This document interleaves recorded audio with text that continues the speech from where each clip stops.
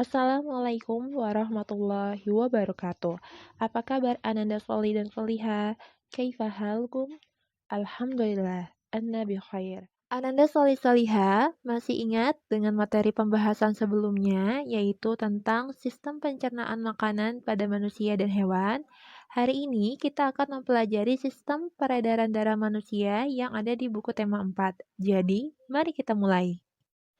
Proses pencernaan menghasilkan sari-sari makanan yang kemudian akan diedarkan ke seluruh tubuh melalui sistem peredaran darah. Alat peredaran darah pertama adalah darah. Jadi, darah memiliki dua fungsi. Yang pertama, untuk mengangkut dan mengedarkan sari makanan hasil proses pencernaan ke seluruh tubuh. Selain itu, darah juga berfungsi mengedarkan oksigen dan karbon dioksida hasil pernapasan. Peredaran atau aliran darah di dalam tubuh manusia terjadi melalui organ darah yaitu jantung dan pembuluh darah.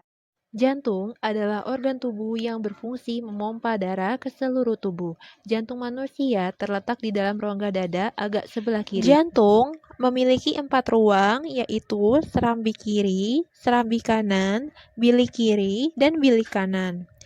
Sebagai alat pemompa darah, jantung memiliki otot-otot yang kuat. Otot bilik lebih kuat dibandingkan otot serambi karena otot bilik memompa darah ke luar jantung dan diedarkan ke seluruh tubuh. Di antara serambi dan bilik jantung, ada pemisah berupa pintu turun yang disebut katup jantung. Katup jantung yang sehat bisa menutup sangat rapat sehingga darah dari bilik tidak tercampur darah dari serambi. Katup jantung dapat membuka dan menutup seirama dengan denyutan jantung. Selanjutnya, kita akan membahas tentang pembuluh darah. Pembuluh darah dibedakan menjadi dua berdasarkan arah aliran darah, yaitu pembuluh nadi atau arteri dan pembuluh balik atau vena.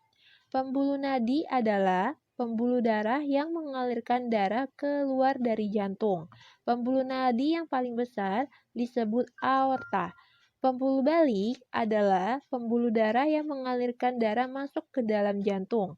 Pembuluh balik yang besar ada dua, yaitu pembuluh balik atas dan pembuluh balik bawah.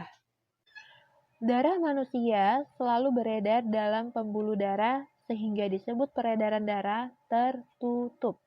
Berdasarkan panjang dan pendeknya jalur yang ditempuh peredaran darah manusia, dibagi menjadi peredaran darah kecil dan peredaran darah besar. Peredaran darah kecil berlangsung dari jantung ke paru-paru, kemudian kembali ke jantung lagi.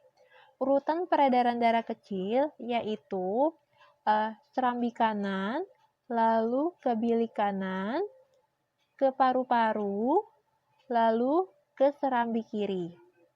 Lalu, peredaran darah besar berlangsung dari jantung ke seluruh tubuh kecuali paru-paru dan kembali ke jantung. Urutan peredaran besar adalah serambi kiri, lalu ke bilik kiri, ke seluruh tubuh, lalu ke serambi kanan. Selanjutnya, penyakit atau gangguan pada peredaran darah. Yang pertama, hipertensi atau darah tinggi.